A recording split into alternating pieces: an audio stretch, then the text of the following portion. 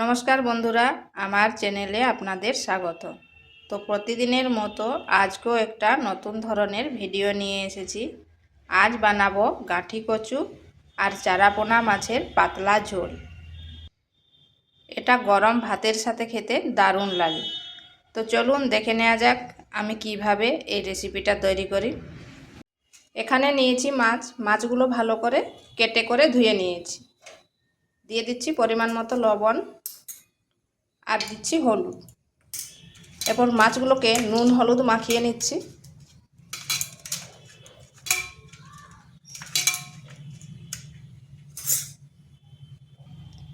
এদিকে কড়াইতে তেল গরম হয়ে গেছে, মাছগুলোকে দিয়ে দিচ্ছি।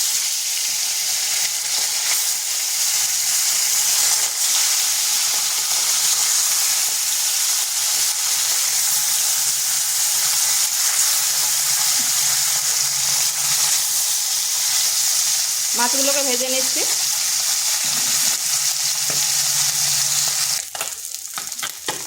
মাছটাকে ভেজে নিয়েছি, এইভাবে উল্টে পাল্টে ভেজে নিয়েছি।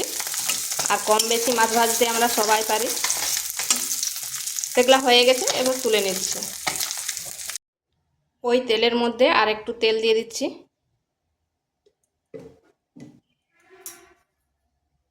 দিয়ে দিচ্ছি কালো জিরা, দিয়ে দিচ্ছি একটা লঙ্কা।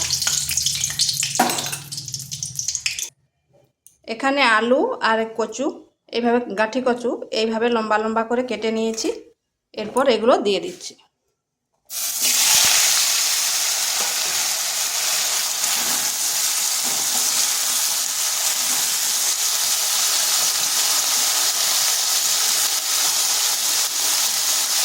দিয়ে দিচ্ছি পরিমাণ মতো লবণ।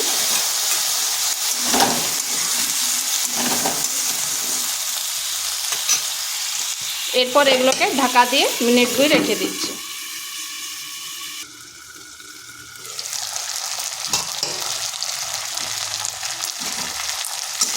এগুলোকে বেশ কিছুক্ষণ এইভাবে নেড়ে চেড়ে ভেজে নিতে হবে।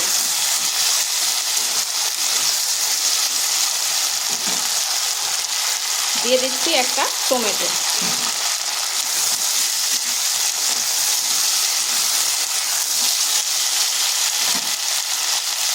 দিচ্ছি পরিমাণ মতো হলুদ।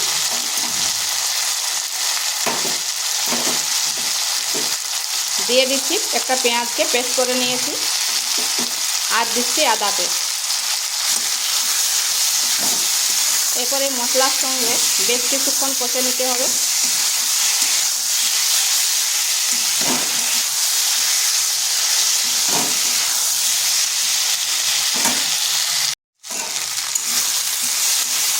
একটু ভেজে নিয়েছি যাতে আদা আর পেঁয়াজের গন্ধটা চলে যায়।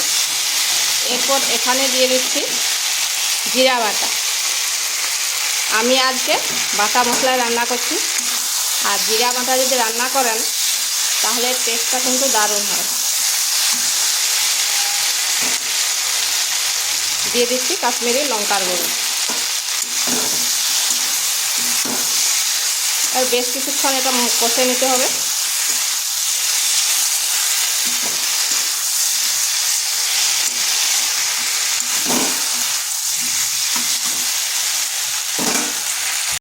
মশলাটাকে বেশ কিছুক্ষণ এইভাবে কষে নিতে হবে। আর যত কষবেন তত কিন্তু এর টেস্টটা আসবে।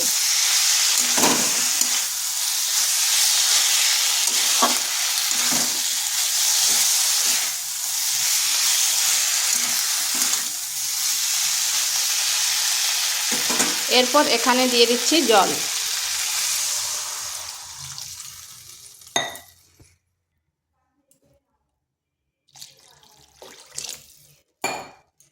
এখানে একটু নুনটা চেক করে নেবেন।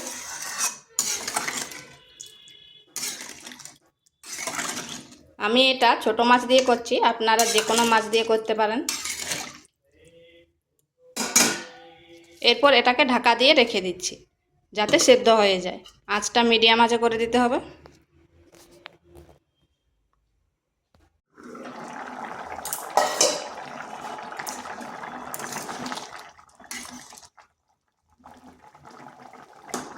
দেখুন গাঁঠি কচুগুলো আর আলুগুলো কিন্তু ভালোভাবে সেদ্ধ হয়ে গেছে।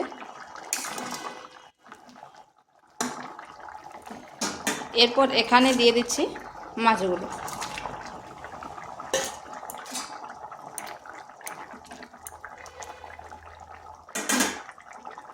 আর দিয়ে দিচ্ছি গরম মশলা। এখানে আপনারা ধনেপাতাও দিতে পারেন, তো আমার হাতের কাছে নেই, ওই জন্য আর দিলাম নি।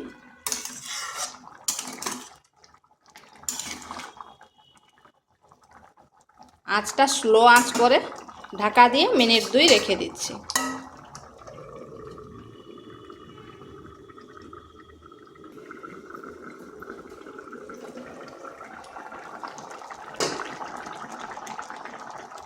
তো এটা হয়ে গেছে, এরপর গ্যাসটা বন্ধ করে দিচ্ছি। আর একটু ঝোলঝোলে রাখলাম, কারণ ঠান্ডা হয়ে যাওয়ার পর অনেকটাই কিন্তু ঝোলটা টেনে নেবে। তো ভিডিওটা ভালো লাগলে লাইক, শেয়ার, কমেন্ট অবশ্যই করবেন। আর নিত্য নতুন রেসিপি পাওয়ার জন্য চ্যানেলটিকে সাবস্ক্রাইব করবেন।